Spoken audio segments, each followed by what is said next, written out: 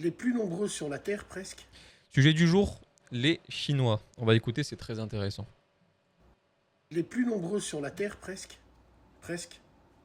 Et c'est ceux qu'on connaît le moins. C'est terrible. Même moi, quand il a posé la question, je me suis dit, à qui? Hu Jintao, l'ancien président, Xi Jinping, ouais. Fan Zi, parce que j'aime bien le football, il y avait un Chinois, un numéro 5, il était fort, mais écoute la question. Citer le nom de 3 Chinois vivants. Et c'est tout. Qui peut? Xi Jinping. 3 Chinois vivants. 3 Chinois vivants. 3 personnes chinoises. Putain, chier. Bah moi du coup il y a Xi Jinping et Jack Ma, fondateur d'Alibaba, mais j'en ai pas un troisième. Vivants. Et c'est tout. Qui peut?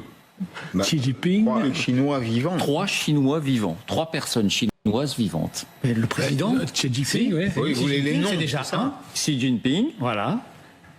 Oui. Vous voyez? Vous voyez?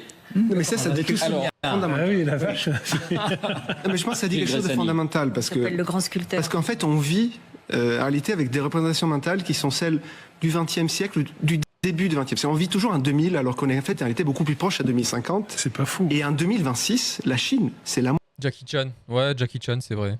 J'aurais dû y penser. moitié de ce qui compte. Ça dit quoi dans mon chat là? Attendez, je regarde rapidement.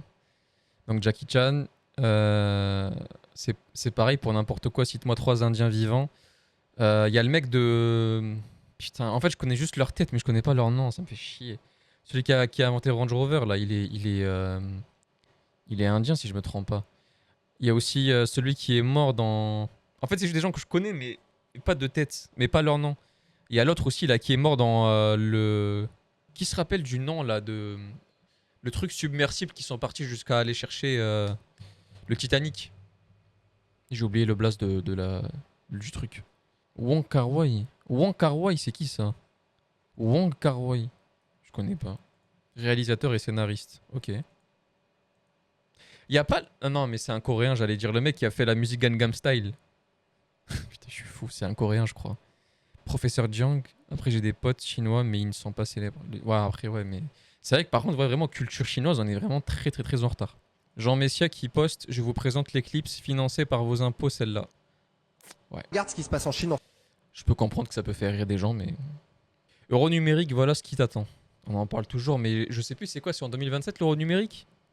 Regarde ce qui se passe en Chine en ce moment. Des dizaines de milliers de jeunes chinois deviennent SDF du jour au lendemain. La raison, ils ont été mis sur la liste noire du crédit social. Concrètement, ça marche comment? L'État chinois, il note chaque citoyen sur son comportement. Une critique du gouvernement. Une fois sur cette liste, WeChat, qui est l'application de paiement nationale, elle bloque automatiquement ton portefeuille numérique. En gros, tu peux plus dépenser ton propre argent. Et là, tu te dis, ok, ça va, c'est la Chine, ça arrivera jamais en Europe.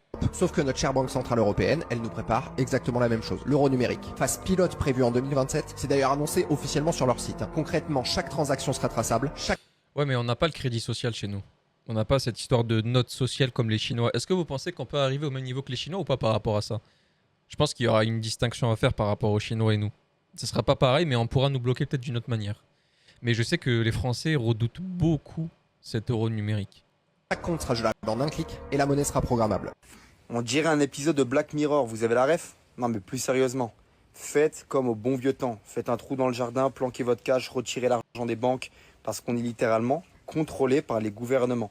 Bientôt tu vas aller aux toilettes, va falloir que tu mettes ton empreinte pour savoir combien de fois tu es allé aux toilettes par jour. Encore une fois, ce qui se passe en Chine. On rigole, c'est comme pendant le Covid, on pensait que ça allait jamais arriver en Europe et quand ça arrivait, on était étonnés. Donc sécurisez votre argent, montez des boîtes offshore, vivez avec du cash de côté, mais arrêtez de centraliser votre cash parce que ça va arriver bien plus tôt que vous ne le pensez. Et si vous pensez que je suis un fou, on en reparle dans 2 ans et on verra si j'avais raison ou non. Sur ce, abonne-toi. Le problème, c'est que déjà, c'est compliqué. Moi qui suis expert en dépôt et... Comment dire? En dépôt et... Comment on les appelle là, les trucs qui ressortent là? En dépôt et en retrait, je connais quasiment les règles de ce que tu peux utiliser. Alors, peut-être que je vais me tromper, hein, mais il me semble que c'est 1400 €, tu peux retirer. Tu peux... Non, pardon. Tu peux déposer 1400 € par mois en liquide.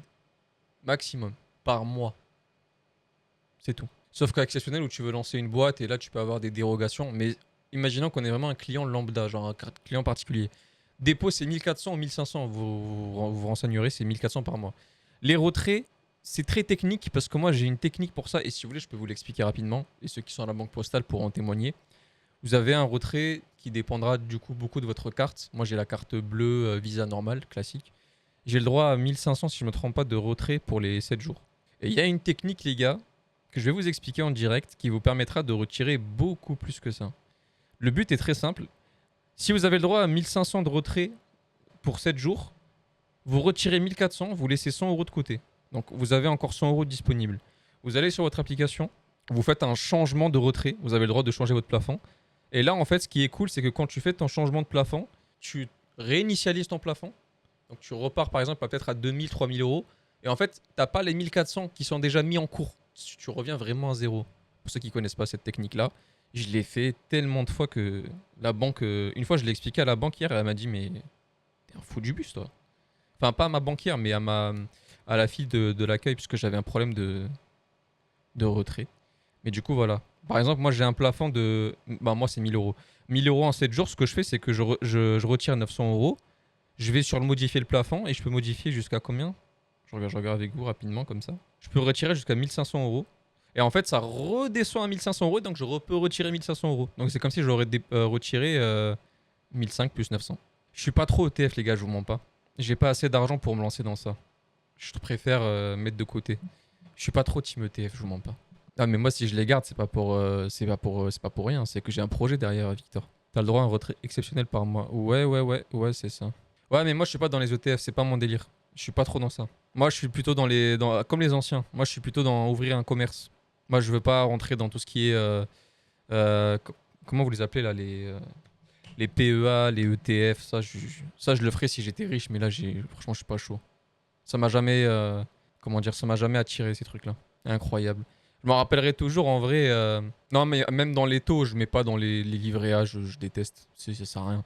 Le seul livret qui est rentable, c'est ceux qui ont le... livret d'épargne populaire. C'est le LEP. Et en fait, lui, il est autorisé selon tes revenus fiscaux. Ça dépend de tes revenus, ça dépend de ça. Donc pas tout le monde a le droit à ça. Et le taux, il est intéressant. Il est beaucoup plus haut que le livret A, mais encore, c'est pas si ouf que ça. PEA bloqué. Et en plus, le PEA, je crois que c'est 2 ans ou 3 ans avant de pouvoir retirer sans avoir la flat tax. Voilà, pour ceux qui ne savaient pas. Mais bon, ça, je sais pas, moi je me renseigne un peu à droite à gauche, les gars. Mais j'avoue que moi je suis plus... Moi j'ai toujours eu un projet, c'était d'ouvrir un fast-food, les gars. Moi c'est pour ça que je mets de côté. C'est un peu ce que j'aimerais faire. Moi j'aimerais ouvrir un fast-food, avoir YouTube à côté. Et voilà, vivre de YouTube et en même temps faire mon petit fast-food. C'est 5 ans en plus. Putain. Combien de temps PEA bloqué avant flat tax? Ouais, c'est ça. C'est 5 ans, les gars. Donc si vous retirez votre PEA avant 5 ans, c'est 31,4%. C'est totalement con. Un ETF, c'est tout ce qui est... comment il s'appelle là, les bitcoins, les Ethereum et tout ça, c'est ça les ETF? Ou c'est les trucs où il y a... je sais plus si c'est ça ou si c'est les trucs où il y a plusieurs... comment ils s'appellent ça là? Le CAC 40 et tout ça, non? C'est soit l'un, soit l'autre, je sais plus exactement. Alors c'est le CAC 40. C'est le CAC 40 ou les gros groupes là. Ouais, c'est ça, c'est les actions. C'est les trucs groupés là. Les ETF, c'est les trucs groupés. CAC 40, SP45 ou je sais plus c'est quoi là le truc là américain. Oui, mais du coup, c'est ce que je viens de dire là à la fin là. C'est les entreprises qui sont regroupées dans un truc précis. SP40, je sais plus c'est quoi le truc SP100. Je me rappelle plus. CAC 40 et l'autre c'est quoi là? Ouais, je sais, c'est bon, ne vous inquiétez pas, juste que j'ai confondu le mot mais c'est quoi le truc américain les gars? CAC 40 c'est français. C'est quoi l'autre là? SP100, SP140? Ouais, c'est le SP100. SP500 peut-être, c'est SP500. Bref, je suis pas, les gars, je suis pas. Moi, je regarde juste de loin, je suis pas dans ça. Si j'aurais mis de l'argent, je vous aurais conseillé, mais je suis pas dedans. Mais en tout cas, vous avez bien raison. Parce que normalement, d'après ce que les gens disent, ouais, le Nasdaq aussi, d'après ce que les gens disent, c'est un taux très. C'est du 9-10% en moyenne, si je me trompe pas. Et le truc, c'est que, si je me trompe pas, le plus intéressant, c'est d'envoyer de l'argent tous les mois précisément, pour éviter d'envoyer trop un mois et revenir dans 3 mois et de se faire perdre. Ceux qui sont le plus intelligents dans ces trucs-là, c'est ceux qui envoient de l'argent régulièrement pour éviter tout ce qui va être les taux qui montent et qui descendent. Voilà, ça c'est le seul truc que je peux vous dire sur ça. Ma compétence se limite à ça, ni plus ni moins. Je regarde des vidéos, ça m'intéresse, mais je me suis jamais mis dedans. On a fait un gros détour là quand même. Arrêtez de Il était une fois, 1986, les parents qui vont en vacances. Peugeot 504. Pas de téléphone. Je suppose la radio, peut-être. Vive les vacances, on est les champions. Et 2026, bon, ça je trouve c'est très abusé. Je pense pas que les gens sont un peu... C'est abusé. C'est abusé. En fait, oui, il y a plus la même joie, mais parce que tout le monde est... Là, tu vas pas me dire qu'ils prennent pas du plaisir à être sur leur téléphone. Moi, je pense que s'ils prennent du plaisir. Là, je pense que la photo, elle est un peu abusée. Peut-être que les parents, ils sont un peu deg, mais... Si tu prends pas du plaisir à être sur ton téléphone, je comprends pas. Hein. Il y a de tout pour te divertir maintenant, je comprendrais pas. Mais bon, je préfère... Si on parle famille, je préfère largement ça. Bien évidemment. Là, ils prennent même plus le plaisir à regarder le comment on appelle ça là, le paysage. Il n'y a plus rien. En fait, c'est vision entonnoir. Donc ouais, je comprends que ça peut être triste. Une policière de 22 ans se défenestre lors d'une soirée avec des amis près de Lyon. Comment c'est possible? Les secours sont intervenus peu avant minuit dans la nuit du lundi 10 au mardi 11 août au domicile d'une jeune femme de 22 ans à Caluire et Cuire au Rhône, affectée à la CRS 45. Elle est aujourd'hui hors de danger. Qu'est-ce que c'est que cette merde? Pourquoi elle a fait ça? Mais quand tu te défenestres, c'est pas pour rigoler là. Si elle s'est défenestrée, c'est qu'il s'est passé quelque chose. Ou c'est juste parce qu'elle a voulu elle a voulu amuser la galerie, je comprends pas. Lors d'une soirée avec des amis. Image exceptionnelle de Saibari qui fonce sur Moussiala, s'apercevant qu'il tombe dans les pommes. Dingue. Ah mais du coup il est revenu de sa blessure. Incroyable. J'espère qu'il fera une bonne saison au Bayern Saibari.